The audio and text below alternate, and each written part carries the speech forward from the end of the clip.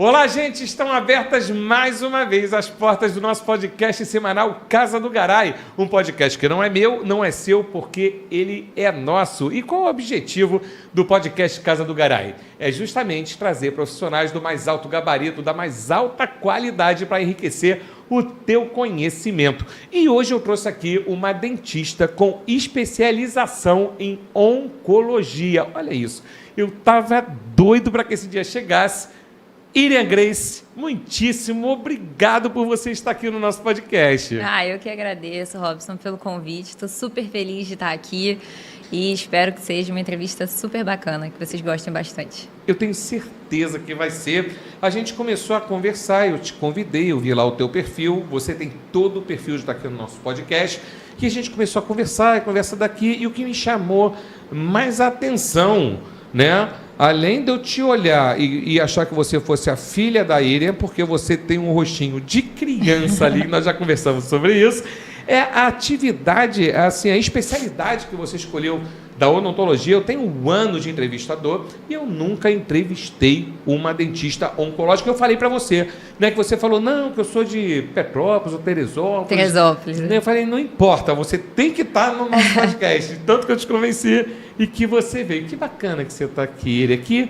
Que atividade bacana que você escolheu. Como é que aconteceu a especialidade? Assim, ninguém nasce querendo ser dentista oncológico. Ponto, isso aí a gente sabe. Como é que aconteceu isso na tua vida? Fala para mim. Bom, então, o que aconteceu comigo foi a minha avó, né? Minha avó era tudo para mim. Eu perdi a minha avó teve câncer. E minha avó ficou internada 1 mês no hospital, aqui no Cosme Velho, aqui na cidade do Rio. Uhum.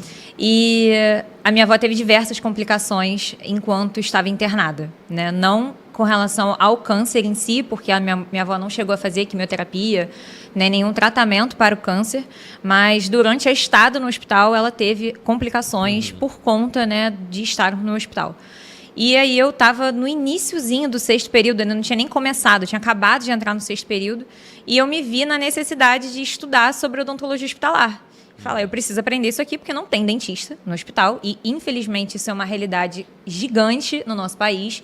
A boa parte dos hospitais não tem dentistas, e os pacientes ficam à mercê de diversas complicações. Minha avó foi para o CTI, teve complicações lá. E aí eu me vi na necessidade de estudar sobre isso. Eu resolvi o quadro da minha avó, só que a minha avó, pouco tempo depois, foi submetida à cirurgia e faleceu na cirurgia. E aí eu falei que aquilo ia ser o meu propósito de vida, que eu ia fazer pelas pessoas o que não fizeram pela minha avó. E aí, cá estou.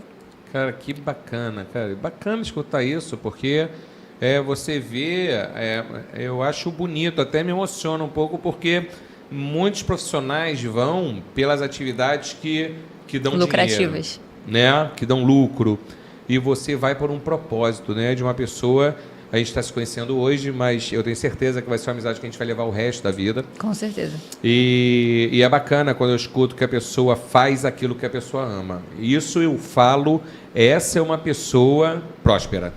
Amém. Né? Essa é uma pessoa Amém. próspera. Só pelo fato de fazer o que ama, assim como o Luiz Penido, o quiropraxista, esteve aqui, assim como esqueci o nome dela, Giovana Frange, esteve aqui, fotógrafa, e falou, nós não trabalhamos, nós estamos sempre de férias, né? Quando você faz o que você gosta.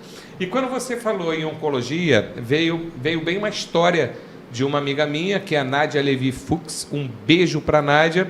A Nádia é formada em muitos anos em Direito, e já mais cascuda, vamos falar assim, né? Ela resolveu estudar veterinária, se formou em veterinária, fez especializações ali em comportamento animal e depois fez outra especialização em oncologia veterinária. E ela falou, Robson, é muito pesado. É muito pesado, e eu meio que saí dessa área, né? Então eu vejo você, uma menina nova, né? A gente tem praticamente a mesma idade, eu não sei, mas deve ser isso. Eu sempre brinco, tá? Ela fica me olhando assim, não é possível que ele tá falando a verdade. É que eu sofro bullying, tá? Quando eu falo isso, as pessoas riem. Uma pessoa educada, gente. Tá vendo? Uma pessoa educada é isso. Que eu falei que eu tava na minha idade, que ela ficou assim, ó. Aquelas paisagens.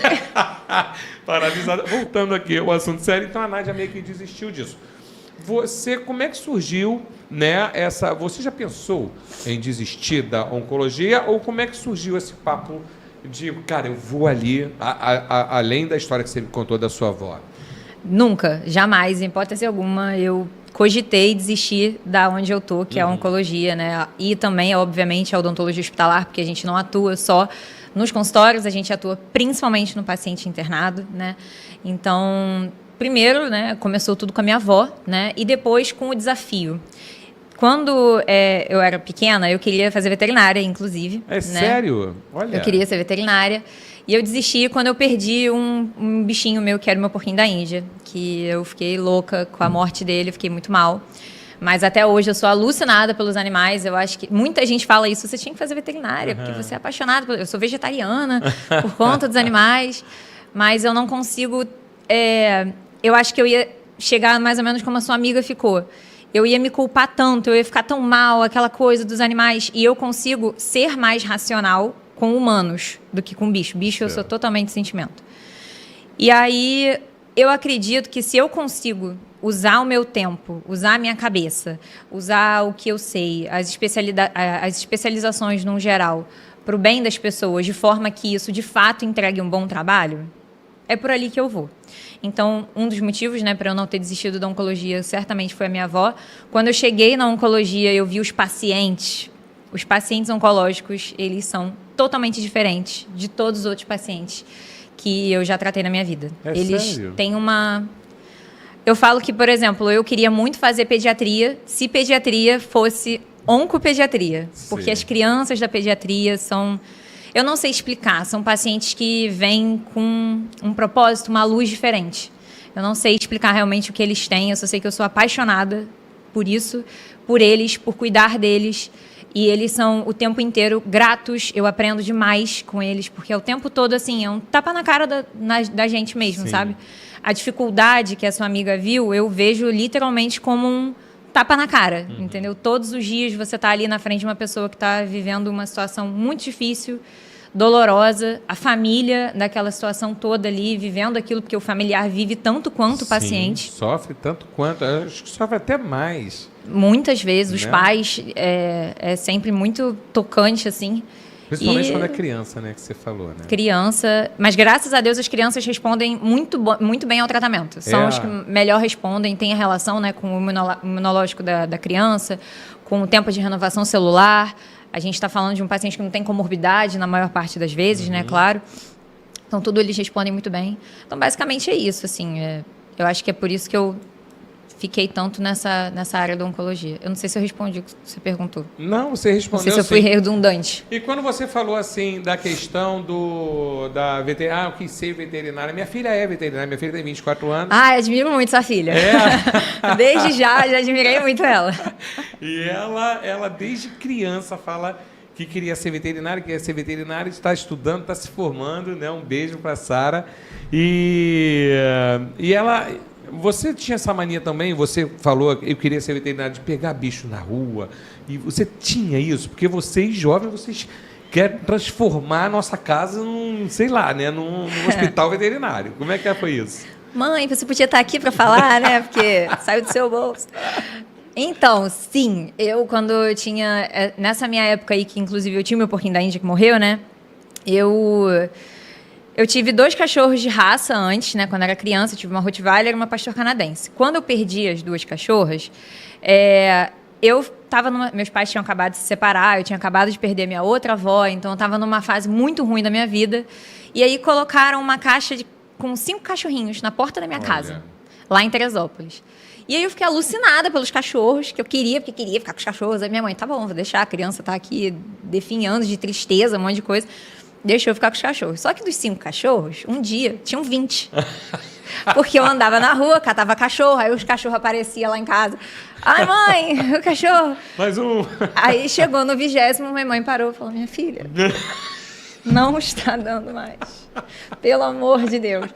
Aí eu falei, tá bom. Aí eu segurei minha onda, segurei o pagode, fiquei só com 20.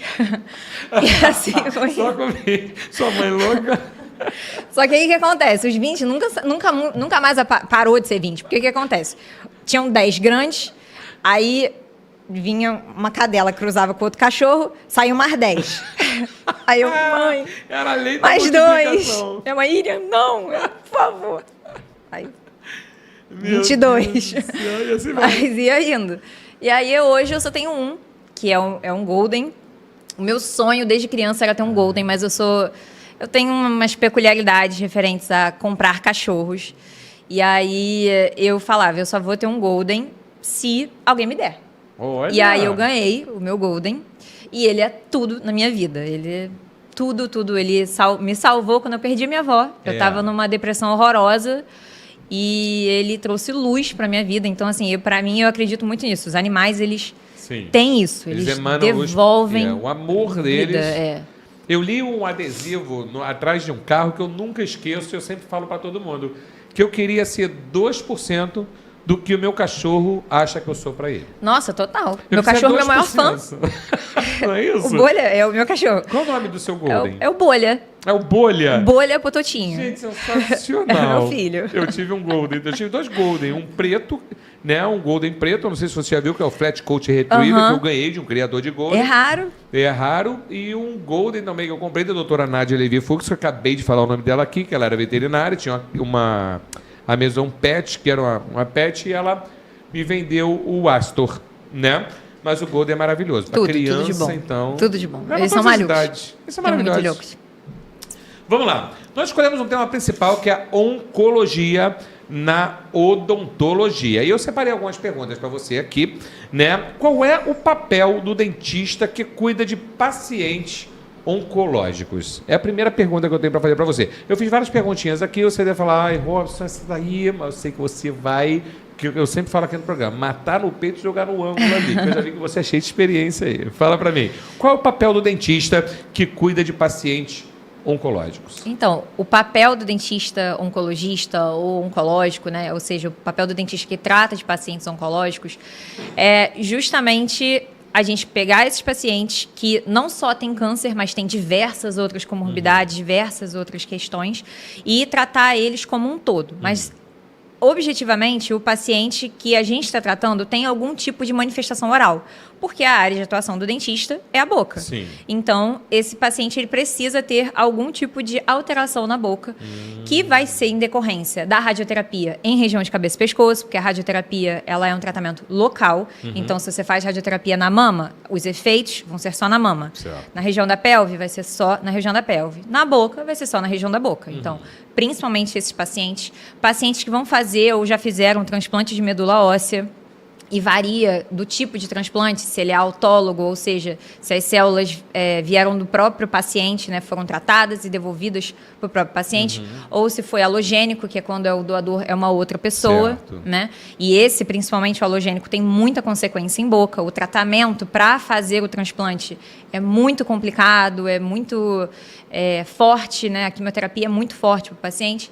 E todos os outros tipos de cânceres que envolvem quimioterapia, né? Porque tem diversas quimioterapias que causam manifestações em boca e a gente age ali prevenindo e tratando essas complicações. E, claro, todos os pacientes que fazem cirurgia, não só oncológicos, qualquer paciente que vai ser submetido a uma cirurgia é fundamental ir antes no dentista para a gente saber se a cavidade oral dele está boa, porque às vezes o paciente tem uma cavidade oral super debilitada, uma higiene oral muito insatisfatória e isso é um foco de infecção. Sim. Então, a gente está falando de um paciente que vai depois para um CTI, para uma unidade de pós-operatório, vai ficar lá, pode ficar entubado, inclusive, Sim. E aí entra uma outra parte da odontologia hospitalar e pode ter uma complicação muito maior por conta disso. E se ele tivesse ido antes no dentista, nada disso aconteceria. Olha só, e você está falando até... você vai falando e eu vou imaginando coisas e vou falando para você, como leigo. Porque tem muita gente que fala que, poxa, quando a pessoa entuba, ela pega mais infecção. Pode ser, então, por causa dos dentes ali? Com certeza. Uma das principais questões, né, uma das principais causas de morte nos CTIs, não tenho 100% de certeza, mas se eu não me engano, é o top 3. A top 3 é a pneumonia associada à ventilação mecânica.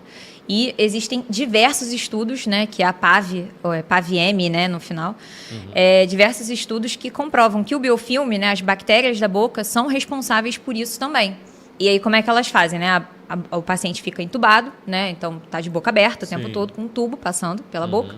E aí o paciente fica ali com todos aqueles micro-organismos da boca ali colonizando ao redor do tubo. Esse tubo vai chegar onde? Na região ali próxima do pulmão, da traqueia, e depois permite, né, que faça ali a respiração do paciente, né, mecânica. E com isso as bactérias vão descendo e, enfim, a gente tem as pneumonias aí que são super graves, levam a muitos índices de óbito, né, aumentam exorbitantemente os gastos hospitalares com medicamentos, o tempo de internação. Um paciente que poderia ficar bem menos tempo num CTI, a gente vai dobrar o tempo dele, ele pode virar óbito por causa disso. Paciente com traqueostomia também tem muito risco de desenvolver pneumonia associada à ventilação mecânica, porque ele também está associado a uma respiração mecânica, né? Só que nesse caso ele não tem um tubo.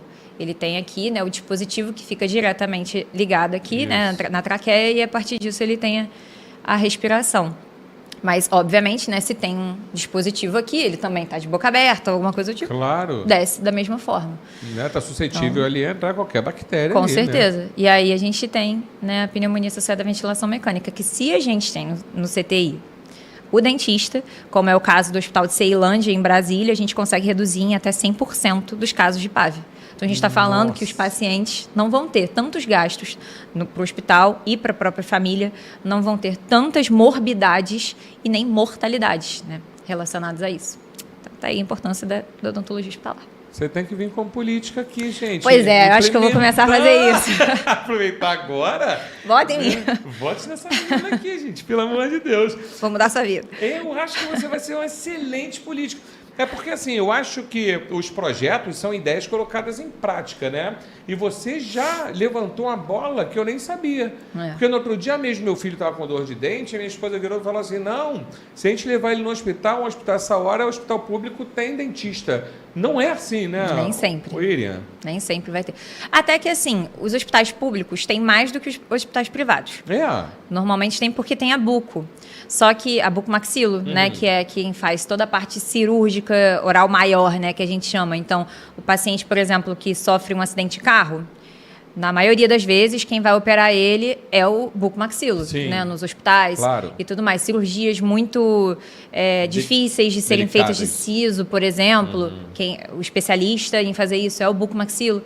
Só que o buco não é a mesma coisa que o dentista especializado em odontologia hospitalar, que trata ali dessa parte. Ele é como se fosse o grande cirurgião. Por exemplo, você não vai ver o cirurgião médico, né, o cirurgião de cabeça e pescoço, por exemplo. Você não vai ver ele perambulando o tempo todo no CTI, porque no CTI tem os médicos intensivistas. Certo. E é mais ou menos, mal comparando assim, do que isso. A odontologia hospitalar é como se fosse o intensivista, o médico intensivista, e o buco é como se fosse o cirurgião de cabeça e pescoço, que eu falei, né? Ele operou, botou no CTI, mas não é a obrigação do buco ir lá para o CTI, ficar olhando e fazendo limpeza do paciente.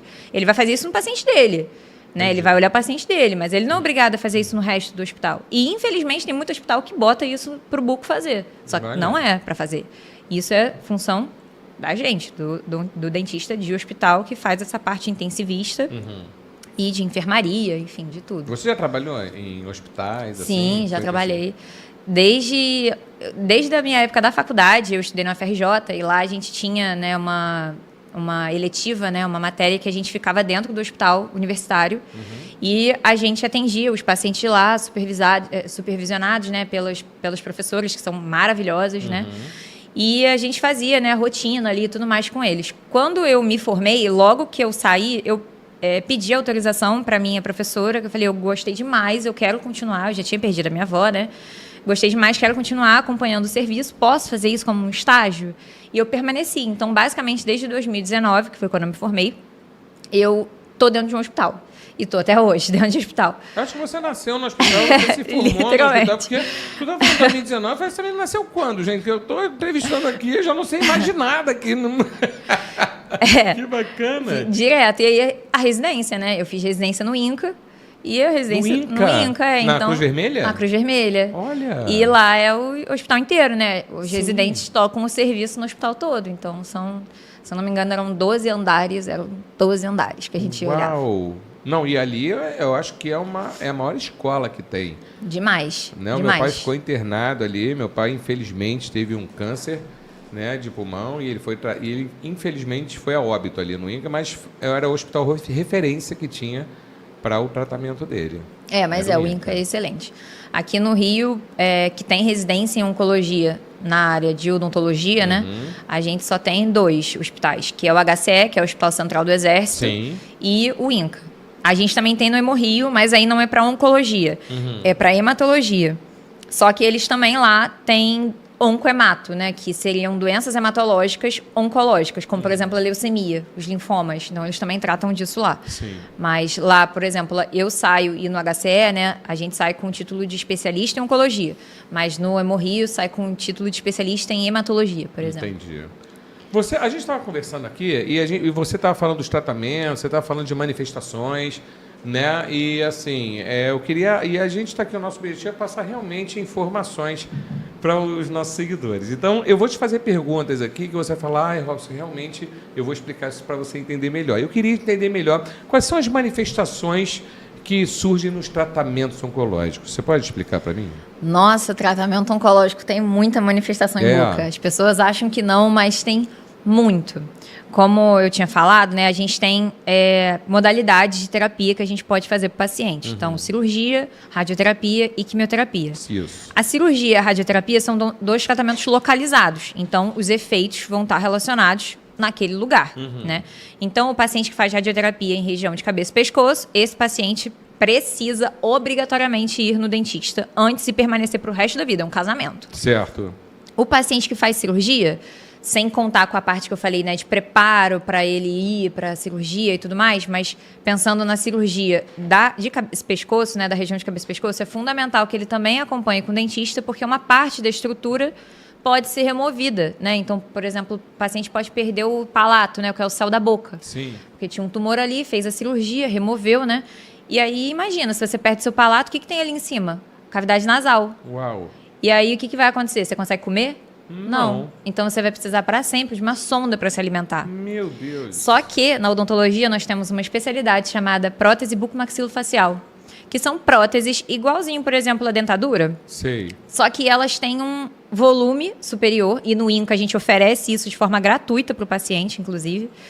E tem um volume maior, que a gente chama de obturador, e ela encaixa perfeitamente na boca do paciente, consequentemente ele consegue se alimentar, devolve função, estética, qualidade de vida. O paciente consegue falar normal, porque muitos deles acabam falando de uma forma mais anasalada. E, então, assim, é maravilhoso essa parte. E, quando a gente fala de quimioterapia, a gente tem diversos quimioterápicos que causam várias manifestações em boca. E quais são essas manifestações, né? A gente pode ter manifestações relacionadas à queda do imunológico, então muitas infecções virais podem aparecer. A gente vai ter a mucosite, que é a principal delas, né? A principal manifestação aguda, né? A curto prazo da quimioterapia, que vai acometer aí 40% a 80% dos pacientes que fazem químio. A gente vai ter manifestações relacionadas que podem ter relação ali com a parte de bactérias mesmo da boca, que podem ser exacerbadas, né, por conta da queda do imunológico. Quando a gente fala da radioterapia, nossa, a radioterapia é o que mais tem na região da boca, claro. A gente tem a mucosite, que acomete 100% dos pacientes. A gente tem a osteoradionecrose, que aí é futura, né? É uma necrose óssea que pode acontecer por alguns fatores, né? Mas ela é crônica, é uma consequência a longo prazo que pode vir a acontecer depois da rádio. Tem a candidíase, que é muito comum, porque como é uma ação local, a gente está falando de modificação na flora naquele momento ali. Então, as bactérias diminuem, que estão sempre em equilíbrio, né, com os fungos. Então, se você diminui a quantidade de bactéria, você aumenta a quantidade de fungo, mais suscetibilidade, né, de desenvolvimento de candidíase. Tem cárie de radiação, tem xerostomia, que é sensação de boca seca, tem a hipossalivação, que é a baixa da saliva, literalmente, porque destrói as glândulas salivares. Tem a disfagia, que é a dificuldade para engolir, tem a odinofagia, que é a dor na hora de engolir. Tem a questão relacionada ao paladar, que o paciente fica modificado. O paladar, por exemplo, do paciente que faz radioterapia, eles tendem a preferir alimentos mais doces. E aí a gente está falando de uma integração absurda que a gente tem que ter com a nutrição. A oncologia, ela nunca vai trabalhar sozinha. A gente precisa trabalhar com todas as especialidades. Ela é multiprofissional. Então, a gente está falando que eu preciso estar o tempo todo conversando com a nutricionista, porque esse paciente está preferindo alimentos mais doces, consequentemente, a gente tem o quê? Cárie. Só que a gente já tem na radioterapia a cárie de radiação. Caramba. E aí a gente também tem a baixa da saliva. Então tudo nesse paciente é mais suscetível a desenvolvimento de cárie, desenvolvimento de N questões. Então assim, eu ficaria o dia inteiro aqui falando sobre isso. Imagino, eu já estou aqui, Malu. Tem muita coisa. Que você fala os nomes técnicos, mas também você explica o que é. Senão fica aqui, igual aquela consulta que eu pego um médico técnico, ela sai falando o nome para você, eu tô com tudo isso. Querido. Mas só uma nova algema. Não entendi nada. Tá certo. Quais são os tratamentos, né, realizados pelos dentistas oncológicos? Então, os tratamentos que nós costumamos fazer, né, eles variam muito com relação ao que o paciente está recebendo, né, a terapia dele. Então, se o paciente, vou dar um exemplo, o paciente tem linfoma e o paciente está fazendo quimioterapia. A quimioterapia para o linfoma, tem vários tipos de linfomas, então estou generalizando, tá, a quimioterapia para linfoma, mas boa parte delas é agressiva e, consequentemente, a gente vai ter queda do imunológico e mucosite. Se tem queda do imunológico, a gente também pode ter infecções virais, como a herpes. Então, a gente vai sempre pensar que esse paciente pode vir a ter alguma coisa disso aqui, né? Então, a gente vai observar nesse paciente se ele vai aparecer com alguma lesão herpética. Se tiver, a gente pode fazer a laser terapia, que é um tratamento excelente para isso, mas que deve ser feito por profissionais habilitados em laser terapia. Existem cursos que fazem, né, de habilitação, porque o laser, infelizmente, hoje, ele virou um aparelho banalizado. Muita gente sai fazendo a laser terapia e não tem muita ideia do que está fazendo. Porque, assim, quando você olha por fora, é muito simples. É só botar a luzinha ali e acabou. Mas não é bem assim. A própria laser terapia para lesão herpética, se você bota de uma forma errada, você pode botar herpes na boca do paciente inteiro. Caramba! Você estoura tudo. E aí ninguém entende por que não está resolvendo.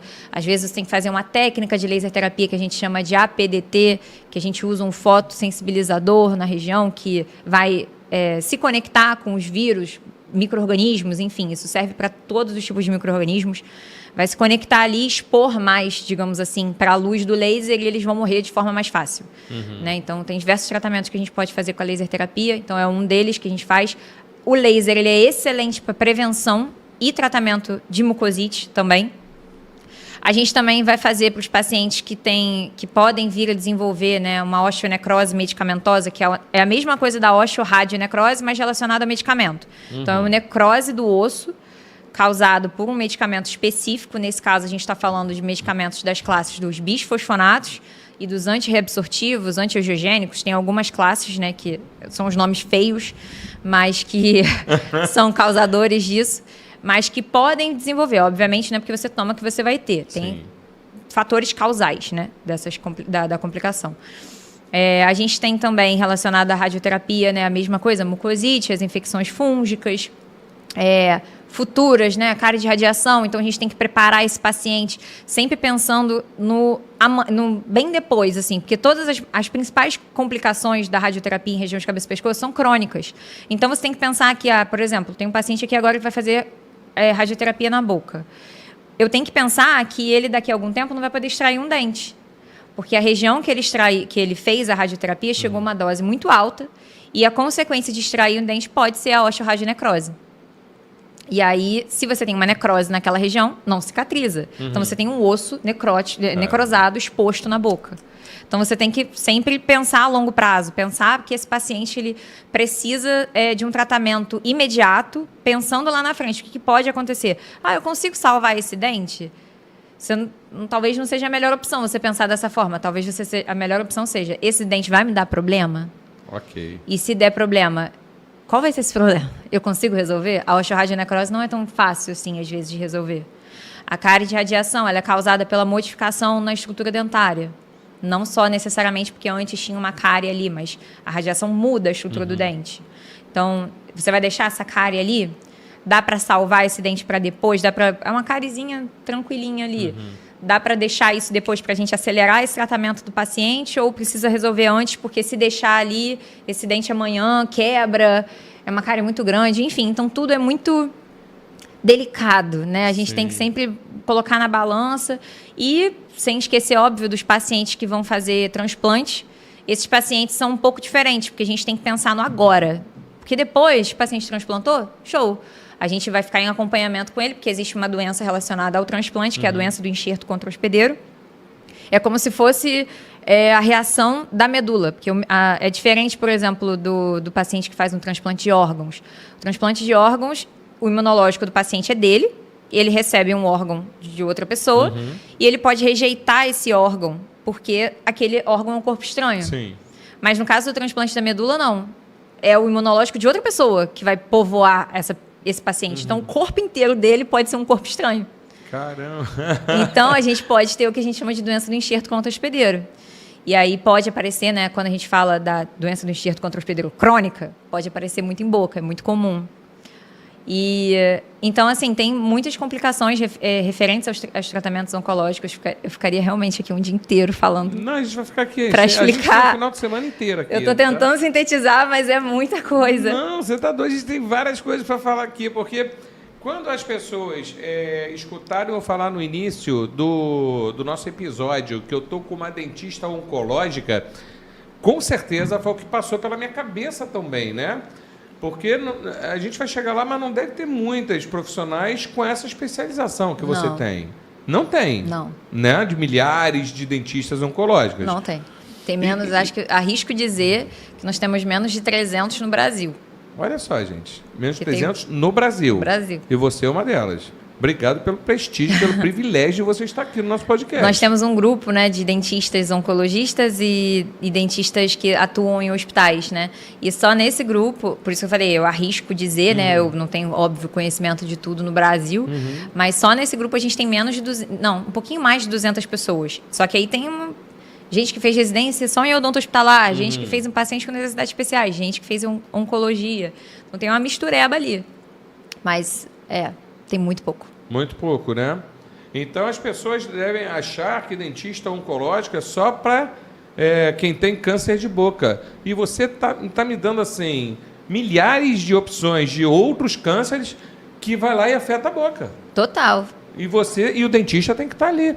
Você já está falando, eu estou pensando no INCA. Olha só como é que a minha mente já foi lá para a Cruz Vermelha. Tipo assim, tem algum dentista lá para atender? Tem. Tem? Não, o INCA é excepcional. Excepcional. Lá a gente tem uma conversa muito grande com toda a equipe médica, multiprofissional, tudo. Eles sempre enviam os pacientes para a gente antes. Os médicos, logicamente, já têm total conhecimento sobre os tipos de quimioterápicos que vão causar consequências em boca. A Cabeça e Pescoço tem uma conversa super bacana com a gente. O CEMO, que é o Centro de Transplante de Medula Óssea, que fica no INCA também, tem uma super conversa. Eles só começam a fazer a radioterapia no paciente que a odonto libera, pensando nessas consequências crônicas, né? E só começam a fazer o transplante nos pacientes que a odonto libera também.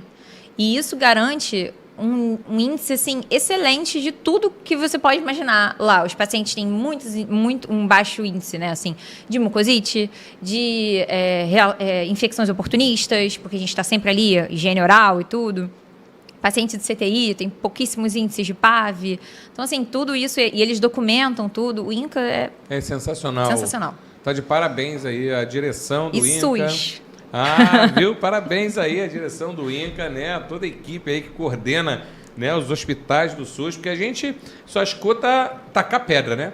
Só o pessoal apedrejando, que não presta, que não sei o quê. Vai falar com os governantes, porque galera que está ali na linha de frente, os soldados que estão ali, que eu estou com uma aqui especial, estou surpreso aqui, tanta informação bacana. É muita coisa. Né? Não, é muita informação bacana aqui. E vinda de você, jamais subestimo a inteligência de quem vem aqui no meu podcast, mas você é surpreendente, porque eu vejo uma menina com tanta experiência, eu fico pensando assim, cara, já pensou em dar aula? Você já pensou, agora uma pergunta para você, já pensou em dar aula em faculdade? Porque você é tão... Você fala as coisas de uma maneira tão bacana, tão simples, para eu que sou leigo, eu sou comunicador. Não entendo nada aqui de odontologia nem câncer de boca. Já aprendi algumas coisas com os convidados que vieram aqui. Os especialistas são vocês, mas você fala de uma maneira tão simples, tão clara, assim, que você é uma excelente professora. Obrigada. É uma vontade minha. Quem sabe, né? É uma vontade minha. É? Tenho vontade bastante. E você tem uma vida pela frente. Você vai ser uma excelente professora. Ai, que bom, obrigada. Quais são os fatores de risco para o desenvolvimento, ou os principais fatores de risco para o desenvolvimento de um câncer no geral, Iria? Então, quando a gente fala de câncer no geral, generalizar demais, né? Porque os cânceres, eles são particulares, né? Assim, uns têm causa, por exemplo, totalmente ali genética, outros têm uma causa mais de fatores ambientais. Mas, assim, se eu fosse colocar num geralzão, botando todo mundo no mesmo saco, tabagismo e etilismo, lá em cima, principalmente quando a gente fala de câncer de boca, né? O tabagismo e o etilismo associados, a gente aumenta aí o risco em mais de 20 vezes de possibilidade de desenvolvimento de câncer de boca, né? Então, tabagismo e etilismo, o HPV. A gente tem vários tipos de HPVs, né? Mas a gente tem os tipos de alto risco e de baixo risco. De baixo risco causam as verrugas, né? Lesõezinhas assim, que podem aparecer tanto na boca quanto na região genital, né? Algumas delas podem aparecer até na pele também, são outros tipos, né? Mas os de alto risco causam câncer, né? E aí a gente tem o câncer de colo de útero, né? O principal causador, se não de todos os tipos, mais de, sei lá, 90% dos casos, né, de câncer de colo de útero são causados pelo HPV. Olha isso. Então, a gente tem o HPV. Também na boca, 70% dos casos de câncer de orofaringe são causados pelo HPV. Então, HPV, tabagismo, etilismo, exposição solar, câncer de pele, câncer de lábio inferior. O que causa um câncer de lábio? Por que causa? Assim, qual é o principal fator de causa de um câncer de lábio inferior? Então, é a exposição solar. A exposição solar? Mesmo, basicamente... Tem que botar um bonezinho. Isso, exatamente. Só que, assim, o câncer, ele nunca vai aparecer assim, um câncer, de repente. Não, nunca é assim. Por isso que é fundamental que a gente sempre esteja tanto com os exames em dia no quesito geral, né? Mas as idas aos médicos específicos e ao dentista. Porque o dentista, quando ele olha uma lesão pré-maligna ou que possivelmente, né, potencialmente maligna, a gente consegue, naquele momento ali, olhar e falar, isso aqui a gente tem que resolver, manda para o cirurgião de cabeça e pescoço para ele operar, para tirar no momento em que essa célula ainda não virou um carcinoma in situ, né, que a gente chama, que é um câncer mais localizadinho, a gente não pode nem dizer ainda que de fato é um câncer, né?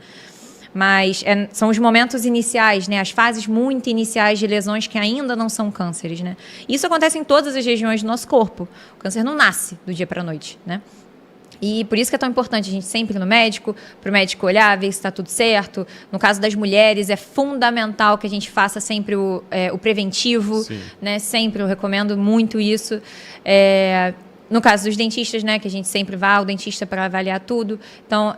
E no caso do câncer de lábio, é muito importante que todas as pessoas, né, que trabalham diariamente expostas ao sol, então pacientes que trabalham na rua com ambulantes, né, vendem coisa na rua, pacientes que ficam em quiosques, em praia, atletas, tudo isso sempre esteja com filtro solar no rosto, na pele, em tudo, mas também protetor solar labial, com FPS, é fundamental, bonezinho. É fundamental porque a gente tem aí, a maioria dos cânceres de pele, por exemplo, são na face. Né? São na região da face, do braço, essa parte anterior aqui. O nariz aqui, né? Que pega muito aqui em cima, né? Os pacientes mais velhos também, porque isso tudo não é do dia para a noite, né? Então, vai ali. Aí, o que você tinha me perguntado, né? Sobre fatores de risco. Tabagismo, etilismo, HPV, exposição ao sol, fatores ambientais no sentido de... questões ocupacionais, então alguns tipos de fumaças, de substâncias tóxicas ali do trabalho do paciente, né? Existe, inclusive, né, na medicina do trabalho, que faz o PPRA, PCMSO, para ver fatores de risco, para usar o equipamento, né? Sim, que exatamente. Exatamente. Tem isso também, isso é fundamental. Tem os fatores genéticos, né, de hereditário, também tem síndromes que também predispõem, né? Então, a gente tem, por exemplo, a Plummer-Vinge, né, que é uma síndrome que predispõe ao câncer de boca. A gente tem situações, né, questões relacionadas ao corpo, à imunidade do paciente, como a anemia de Fanconi, que também predispõe ao câncer de boca. A gente tem alguns genes específicos que, se a gente tem esses genes mutados, a gente pode desenvolver alguns tipos de cânceres, o próprio câncer de mama, né, relacionado aos HER, né, HER1, HER2, que também tem relação com outros tipos de cânceres. Então, assim, geralzão, eu diria que basicamente isso. O tabagismo, para mim, é o principal. É o top 1 da tabagismo. Netflix. A gente também tem outros vírus, né? Tem o Epstein-Barr, que também tem relação com nasofaringe. Tem a hepatite, que também é relacionado com câncer de fígado. Então tem... Nossa, tem muita coisa. Muita coisa. Gente, e você, a pessoa deve estar ali, e você fala, claro, tua profissão, você fala com uma naturalidade das pessoas. Você fala, meu Deus do céu, é muita coisa. É muita coisa. Eu vou procurar amanhã um laboratório, vou fazer o exame de sangue. Mas você está falando de uma maneira, ela é assustadora, eu estou aqui assustado, tá? É, eu já estou até sem pergunta já para te fazer, estou doido para ir para o Eliel Figueiredo ali, com o Sérgio Franco. Não, pelo amor de Deus. Eu vou me dar, pelo amor de Deus, tira meu sangue, vê o que é que eu tenho. Foram muitos nomes que eu escutei hoje, muitos nomes. E você falou da prevenção como o protetor solar, e isso independe muito de cor de pele, né? Você tem a pele clarinha, a Vitória, minha esposa, tem a pele clarinha, eu já sou mais moreno, tem pessoas que são mais morenas, menos morenas que eu. Assim, eu sou moreno já, pô, não sei o que, eu sou negão, não preciso. Todo mundo precisa, né? Todo mundo é mó precisa. mito esse negócio de mito. Quanto mais moreno, menos probabilidade tem de câncer de pele. Então, na verdade, assim, a melanina, né? Quanto mais o paciente tem melanina, eu não sou dermato, tá? Mas o que eu entendo sobre isso é que, de fato, a melanina causa uma proteção ali na pele, né? Mas isso não isenta, né? Não faz com que o paciente que tem a pele mais escura, que ele não vá desenvolver câncer de pele. Ele não. tem mais uma proteçãozinha Ele de tem Deus ali. tem um negocinho. Mas não quer dizer que não vai ter, muito pelo contrário. Agora, paciente de pele muito clara, tipo a minha, assim, não tem nada. A melanina esqueceu lá, não tem jeito. Meus cabelos. Tem que passar o filtro solar direto, pra sair de casa, vai passar, porque... Você passa sempre? Não. Eu gosto dessa sinceridade, eu também não. Eu também, Deus me fez assim, moreninho nível 3, sabe? Então, não, mas eu tenho... gente, faço o que eu falo, não faço o que eu faço. Entendeu? Tem que tomar vergonha, eu tinha que passar todo dia. Você gosta de ir à praia?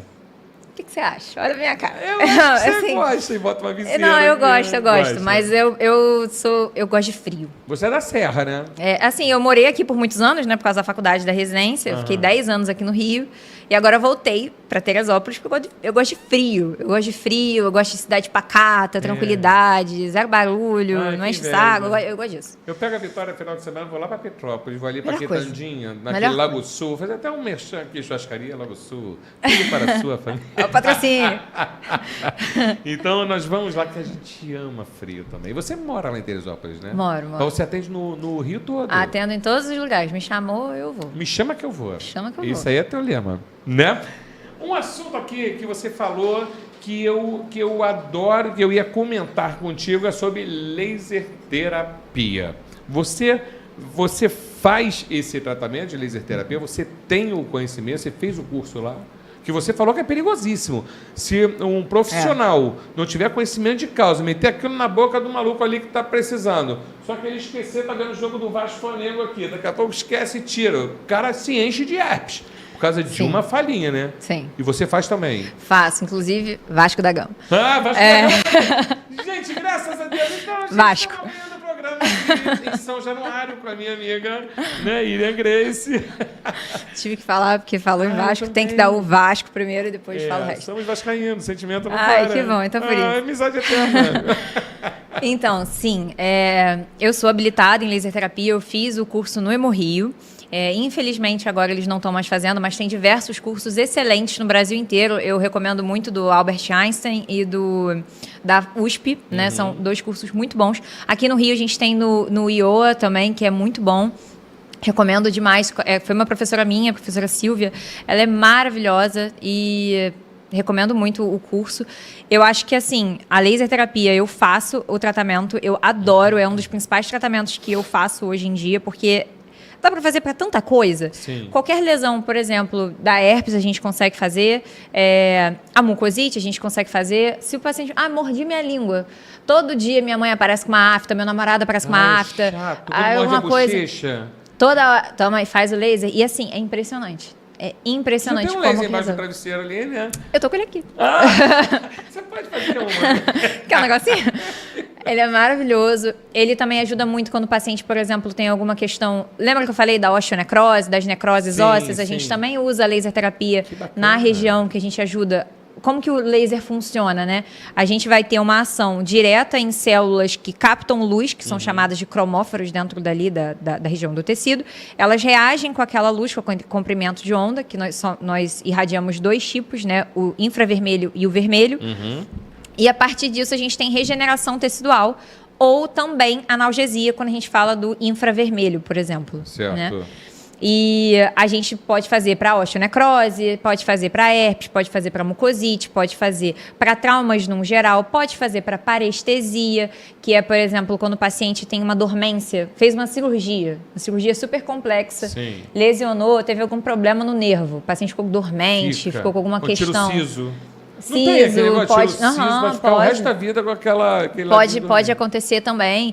E aí, porque são consequências de alguns tratamentos, enfim, de questões. E aí, a laser terapia é ótima para a gente ajudar na regeneração ali do nervo. Ou ainda, quando não consegue de fato regenerar, mas devolver um pouco mais da qualidade de vida, da sensibilidade ali do paciente. O que mais que a gente pode fazer? A laser terapia. Eu posso fazer uma pergunta da laser terapia Pode. aqui? Existe diferença do tratamento de laser terapia para tratamento convencional e para tratamento com pacientes oncológicos? Então, as indicações são um pouco diferentes, sim, porque normalmente o paciente oncológico vai ter questão relacionada à lesão pela quimioterapia ou radioterapia, mucosite, ou, no caso da radioterapia, questões relacionadas a uma osteoradionecrose ou da quimioterapia com bisphosphonatos, enfim, de osteonecrose. E as questões de infecções, né? Então, lesões por fungos, lesões por herpes, né? Vírus, lesões por bactérias. No paciente que ele, graças a Deus, né? Enfim, ele está bem, está saudável, a gente vai falar mais de lesões por trauma, mais úlcera, que no caso é a afta. Enfim, é um pouco diferente, mas isso, por exemplo, não nada obsta do paciente oncológico também ter, morder a língua, por exemplo. Ele também pode. Então, varia um pouquinho no sentido de qual o tratamento que eu mais faço em pacientes não oncológicos e oncológicos, né? Varia um pouco nisso, mas... A minha mãe, por exemplo, né? A minha mãe, ela tinha herpes na boca, no lábio. No lábio. Quando ela pegava muito sol, dava herpes bucal nela. Meu filho também tem... Eu vou levar tudo lá no teu consultório. Leva. Vai tudo pra serra. Vai dar um rolê. Eu faço home care também. O que eu mais faço é home care. Chama que eu vou em casa. Não precisa nem sair. Essa é a pergunta que eu ia te fazer. Se você faz os tratamentos nos hospitais ou no teu consultório. Você também faz em casa? Eu faço no consultório, mas eu faço principalmente onde os pacientes estão. Então, se o paciente está em casa, porque como eu trabalho com paciente oncológico, o grosso mesmo dos meus atendimentos é paciente oncológico, eu vou até onde ele está, porque muitas vezes esse paciente está imunossuprimido, né? Está com baixa do imunológico, então é ruim ele ficar se expondo na rua, né? Às vezes o paciente não está bem emocionalmente falando, por exemplo, teve alopecia, né? Queda do cabelo, aí não está feliz, ou teve uma mutilação por conta de uma cirurgia, ou o paciente está internado. Então, o grosso meu hoje é 90% ou até 95% é home care, mas incluindo dentro do home care hospital. Então, o paciente está internado. Tu vai. Ele me liga. Iriam, tô aqui no hospital X, no leito tal, vem aqui que eu tô com não sei o quê. Aí eu vou lá. Ou o médico. Oi, Iriam, tô com não sei o quê, paciente aqui, você pode vir aqui dar uma olhada? Eu vou lá. Então, é muito assim, eu vou onde o paciente está. Tu vai. Eu adorei quando você falou assim, não, porque aí a cabeça e o pescoço tem um diálogo legal comigo. Eu fiquei imaginando a família Adams, sabe? Aquela cabeça. A mãozinha. A mãozinha que vai assim. Você falou, não, porque a cabeça e o pescoço tem um papo super aberto com a gente. É mania de falar assim. Não, eu sei que é mania tua, mas pra gente fica assim, caramba, ela conversa com a cabeça e com o pescoço. Mania. Odontologia hospitalar. Qual o papel do dentista nos hospitais, Grace? Então, o papel dos dentistas hospitalares, né, ele envolve muito aquela questão que eu tinha mencionado para você do CTI, principalmente, né, os pacientes que estão internados à beira-leito e que não podem sair do hospital. Então, tem alguma demanda, e aí existem diversas demandas que o paciente pode ter, mas normalmente, né, paciente que está internado e é oncológico, pode estar com mucosite, baixa do imunológico, infecção herpética, alguma outra infecção, paciente que está no CTI, está entubado, está tracostomizado, né, então tudo isso envolve ali. Então, a atuação do dentista no hospital, ela é à beira-leito, então todos os pacientes que estão internados em enfermaria, e nos pacientes que estão internados em CTI. Nos hospitais que tem odontologia e também tem a parte ambulatorial, a gente também pode atuar ali no ambulatório mesmo, com a cadeira do dentista e tudo mais. Maneiro. Eu não sabia disso. Eu te perguntei, mas realmente eu não sabia disso. Quais os procedimentos que podem ser realizados? No hospital? Sim. Todos. Todos os procedimentos? Claro que isso depende do que você tem como material, né? Assim, porque quando você vai no hospital para levar o tratamento, você tem que ter o seu próprio material, porque o hospital nem sempre vai te oferecer alguma coisa do tipo, né? Eu acho que isso, desculpa te interromper, mas é um problema desde a faculdade, né? Porque os dentistas reclamam pra caramba. Teve até uma dentista aqui que veio e falou assim, às vezes eu gastava mais com o material na faculdade do que com a própria mensalidade. Não é isso? A coisa vai seguir vocês o resto da vida. Pois é. Eu, graças a Deus, não precisei pagar mensalidade, mas... Aleluia, né? Foi o que a gente gasta de material. É um carro, loucura, é um né? carro, é loucura. Mas os atendimentos a gente pode fazer desde uma simples limpeza, né, no paciente, assim, com até paciente edêntulo, ou seja, que não tem nenhum dente na boca, por exemplo. Limpar ali a cavidade oral dele, a língua, né, todas as mucosas. A gente pode fazer desde só isso até extrações no paciente, para tirar um dente. Pode fazer restauração. Só que a restauração, ela tem a questão do limitador ali, né, do motorzinho, né? Que muita gente tem pânico. Aquele barulhinho. Esse motorzinho. É igual a câmera aqui do podcast. A gente tem pânico quando acende aquela luzinha vermelha ali. É igual aquele... Vamos ser normal. É uma furadeira. Pra gente, aquilo é um terror. Ô Grace, uma pergunta. Eu já tô... Irian Grace, já tô te chamando de Grace. Tô cheio de intimidade contigo aqui. Uma pergunta que eu tenho. Muita gente está assistindo a essa entrevista assim, poxa, eu quero ir na Irian Grace. Eu quero fazer um tratamento com ela. Você faz tratamentos convencionais ou você hoje só se dedica 100% a tratamento para oncologia, odontologia oncológica? Então, hoje, basicamente, né, eu me dedico mais à oncologia, né? Eu tenho pouquíssimos pacientes que não são oncológicos, mas, claro, se alguém precisar, se tiver alguma coisa, é óbvio, eu faço todos os tipos de tratamentos. Eu só não faço a parte estética. Isso daí não é comigo. Não faz. Prótese eu não sou muito fã também, eu não faço, não. Só faço assim, o paciente está em casa, por exemplo. Né, nessa situação eu vou tentar ajudar ali da melhor forma possível, mas no meu dia a dia eu não sou especialista em prótese, não sou especialista em harmonização facial, então... Botar uma lente de contato, não faço isso também. Não. Isso nada não. disso. Você é mais linha de frente mesmo. Eu sou o que tem que ser feito. É isso entendeu? aí. Isso aí, essa parte estética aí, vocês vão dos meus amigos, eu indico eles. Você cuida do motor do carro, aí depois de cara, não, uma pintura, você não, aí vai ali que aquele cara vai embelezar o teu carro, é isso? Tu mexe no motorzão mesmo. Eu boto a mão no motor. Tão de frente. É o mecânico, eu gosto disso, gente, maravilha. Eu tenho um xodó pelo quadro Mitos e Verdades aqui, que eu tenho no podcast Casa do Garé. Eu tenho algumas perguntinhas aqui, que é pergunta de muita gente que se faz e você vai desvendar se é mito ou se é verdade. Tá bem, vamos embora. Primeira pergunta de mitos e verdade. Amamentar reduz o risco de câncer de mama? Sim. Uau! Amamentar reduz o índice de câncer de mama. É muito importante, né? A amamentação ela é importante por N fatores, né? Não só para a mãe, mas para o bebê. Mas quando a gente tem a amamentação, né, a gente tem o estímulo das glândulas mamárias ali naquela região, faz com que a gente tenha menor tendência a desenvolvimento de câncer de mama. Então, sim. Então, sim. Olha, é verdade. Amamentem os seus bebês. Viu? Tá aí, galera. O trauma causa câncer? Não, isso é um mito. É um mitaço, assim. É um mito muito grande. Prótese mal adaptada, por exemplo, né, a dentadura mal adaptada, causa câncer? Não, ela não causa câncer. Ela vai te causar um grande machucado, mas câncer não. O que normalmente a gente observa, né, nos pacientes que falam que eu quebrei a minha perna e aí tive câncer. Na verdade, é que ele já tinha alguma coisa, foi o que eu falei, né? O câncer ele não nasce hoje. Ele está em desenvolvimento. Todos os dias, agora, nesse exato segundo, todo mundo tem uma célula ruim que está querendo ali alguma coisa. E o nosso corpo, ele é perfeito e ele trabalha matando. Então, por isso que não é toda hora que a gente vai ter câncer ali o tempo inteiro, né? Aleluia. Senão aí Amém, vai sair correndo agora. Amém. Mas nesse caso desses pacientes que acreditam, né, que o trauma levou ao câncer, na verdade não, é que já estava em desenvolvimento ali. Provavelmente essa fratura, por exemplo, pode ter sido mais facilitada até pelo fato daquela região já estar mais sensível, né, pela questão do câncer, né, não estava mais forte ali naquela região. A prótese, você começou a reparar que aquela dentadura estava doendo porque estava começando a machucar uma área que já estava crescendo, porque como fica ali tampado, né, digamos assim, está tampado, você não está vendo o tempo todo. Claro. Né? Então, é basicamente isso. O trauma ele não causa câncer. o que causa câncer são os fatores, né, relacionados a isso, tabagismo, etilismo, HPV, fatores genéticos, né, e aí são casos específicos, exposição ao sol, é isso que causa câncer.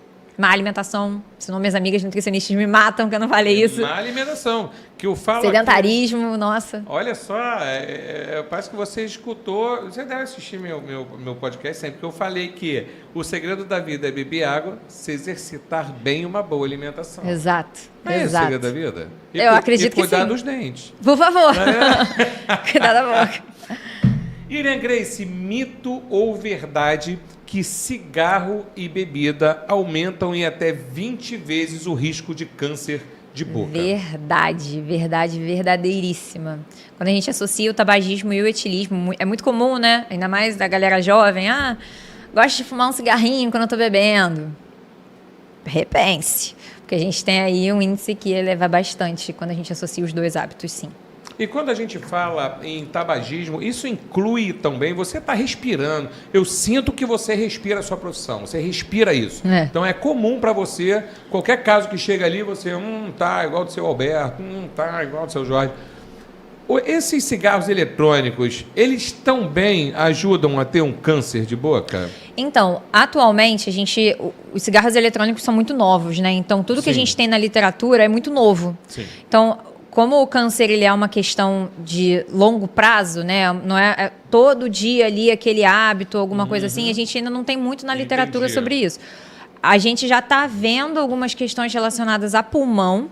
E faringe ali. Faringe, assim, a parte de câncer dessa região. Boca ainda não muito, porque assim, até porque muitos desses pacientes fumam cigarro. Então, até onde um é o outro, um tá de fato sendo causado ali. Mas no caso, o que a gente está vendo hoje é que o uso dos pods, né, dos cigarros eletrônicos, está muito relacionado com problemas respiratórios, com cárie, porque muitos deles têm aqueles saborzinhos, sabe? Sim. Aquilo ali da cárie. Muitos deles, como não é um item legalizado, a gente vê aí a galera comprando a torta direito em qualquer lugar. Sim. E aí tem um monte de metal pesado dentro. Aí eles colocam ali, não tem nada, é só essências de melancia. Gostinho gostoso. Sim. Tem sim. Um monte de metal pesado horrível que causa um monte de problema. E aí pode ser que nesses, principalmente a gente está falando de câncer, né? Enfim, esses podem ter aí uma relação ainda maior com outros tipos de cânceres, mas a gente ainda não tem 100% elucidado na literatura o que eles causam. Porque a Anvisa não aprova eles. Aí tudo que acusa ele faz assim, ó foi o Márcio ali. Não, foi o pod ele. Jamais. Cara, esse Márcio aí, fedorento. Mas apesar de muita gente, inclusive minha mãe foi fumante por muitos anos, graças a Deus a minha mãe parou, foi o melhor presente que ela me deu na minha vida. Aleluia. Mas ela por um tempo, enquanto ela estava tentando, ela fumava cigarro eletrônico há bastante tempo atrás, assim, muito tempo. E aí, só que o cigarro dela tinha nicotina também. E aí, até onde isso está de fato te ajudando? Mas são doses menores de nicotina. Mas eu vou pro tabaco. Gente, não tá te ajudando isso. Isso não vai resolver o seu problema, entendeu? Eu sei o quanto é difícil, porque eu vivi isso dentro da minha casa. A minha mãe era adicta, assim, nível hard. A minha mãe, ela tinha associação com bebida a lugares da casa. Então, que o tabagista tem muito disso. Ele chega na varanda da casa dele, onde ele sempre fuma. Daqui a pouco, toda vez que ele for na varanda, ele vai falar, quero acender um cigarro. Entendeu? E ele tem muito disso. E, infelizmente, assim, é difícil de você tirar esse hábito da pessoa. É muito difícil. Eu sei quanto é doloroso, mas não é substituindo por outro vício. Definitivamente não é. E você fica viciado. Ainda mais o pod, que um trocinho daquele ali são, sei lá, quantos milhões de cigarros. É um negócio de louco. Eu não sei exato, não, mas eu sei que são muitos cigarros. Então, gente, não faz isso, pelo amor de Deus. Pelo amor de Deus, para com essa onda aí. Hein? Aqui, uma pergunta, né? Se o câncer... Tem gente que faz essa pergunta. Fizeram aqui, eu vou te passar para você. Ai, meu Deus, lá vem. O câncer é contagioso? Nossa, tem gente que acredita nisso. Pois é, mito ou verdade? Miticíssimo. É miticíssimo. Não é nem mito, é miticíssimo. Não, jamais, gente, hipótese alguma. O câncer é uma doença que se desenvolve no seu corpo por um fator seu, né? Que entram naquelas outras questões que eu falei, né? E que, obviamente, não tem muito como você passar para outra pessoa, né? Não faz muito sentido isso, né? Uma célula do câncer não vai chegar na sua... Como que isso vai acontecer? Não é como uma doença contagiosa, de forma alguma. Então, respondido aí. Isso aí eu já sabia a pergunta. Tá vendo? E para a última pergunta que muita gente deve ter também, existem casos, existem não, mas se o câncer sempre volta? Não, a gente não pode falar que sempre volta, mas a gente também não pode falar que ele nunca volta, né? Como qualquer doença na vida, né? A gente pode ter a cura, a gente pode ter o tratamento... esse é um ponto interessante de falar. A gente pode ter o tratamento paliativo. E esse é um ponto que eu queria muito falar, porque é uma área que eu amo, que são os cuidados paliativos, e que as pessoas têm uma falsa ideia. Muita gente associa assim, o paciente entrou em cuidado paliativo, então ele está em fim de vida, vai morrer, não tem o que fazer. Eu lembro que, nossa, na época do Pelé, botaram lá, Pelé está em cuidados paliativos. Todo mundo, meu Deus, vai morrer, que não sei o quê. Sabe quem está em cuidado paliativo? Sua mãe, que é hipertensa. Seu pai, que tem diabetes. Sua tia, que tem artrite reumatoide.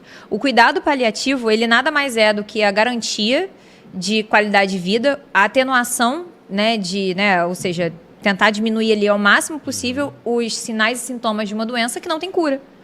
Então, o hipertenso não tem tratamento para hipertensão, assim, né, definitivo, não tem cura para hipertensão.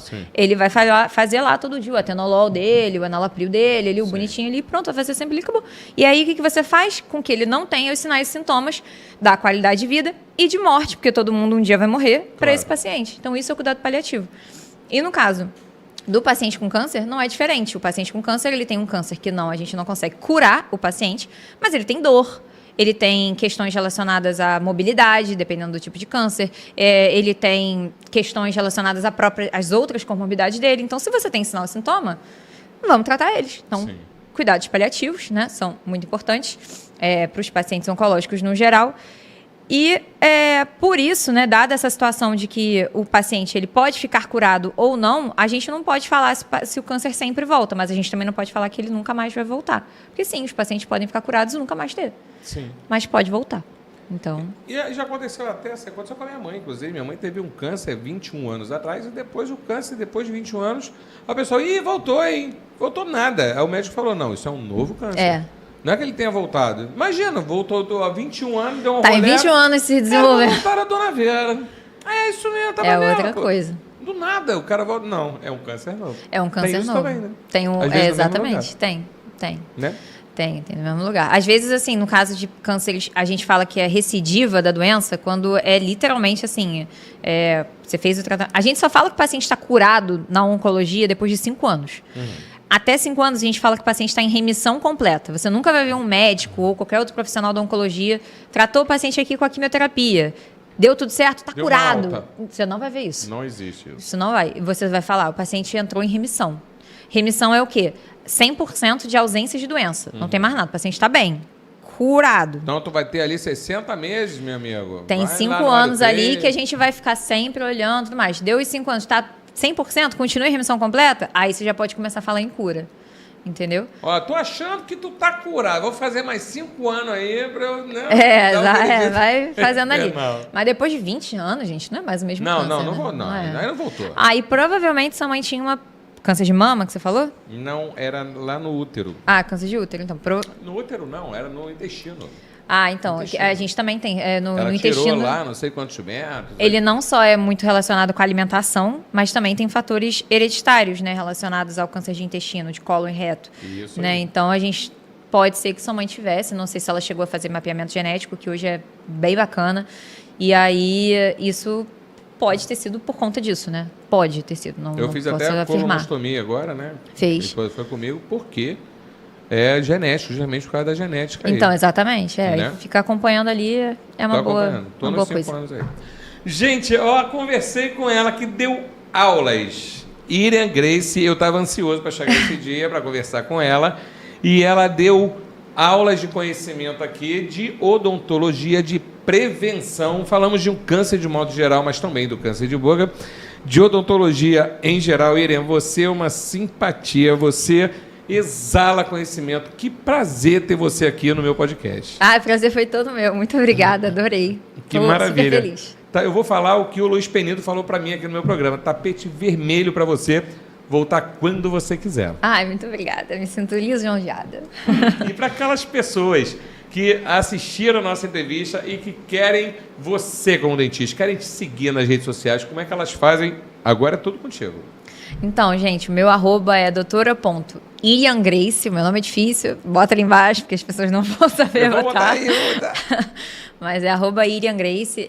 Eu atendo tanto na região serrana, né, do Rio de Janeiro, então Teresópolis, Petrópolis, Nova Friburgo, como também na cidade do Rio de Janeiro. Então, só entrar em contato ali comigo no meu Instagram, que a gente agenda aonde você estiver, eu vou até você. Tá vendo? Atendimento em domicílio. Gente, muitíssimo obrigado. Mais uma vez, vou te agradecer o resto da vida por essa aula de Eu que agradeço. imensa aqui. Obrigado a você que está nos dando maior moral aqui no YouTube. Tô vendo, a gente só tá subindo só, hein? Você tá aí, ó, curtindo. Você pode tocar nesse símbolozinho do ok que tá aqui, que o algoritmo do YouTube vai entender que é um programa respeitoso, que está enchendo o teu conhecimento aí, ok? Continue nos curtindo também, nos seguindo, tanto lá no Instagram, quanto no Facebook, no TikTok, também no Kawaii, e agora nós estamos no Spotify. A gente está arrebentando. Siga lá, @podcast Casa do Garay. Um beijo no coração de vocês e até o próximo episódio.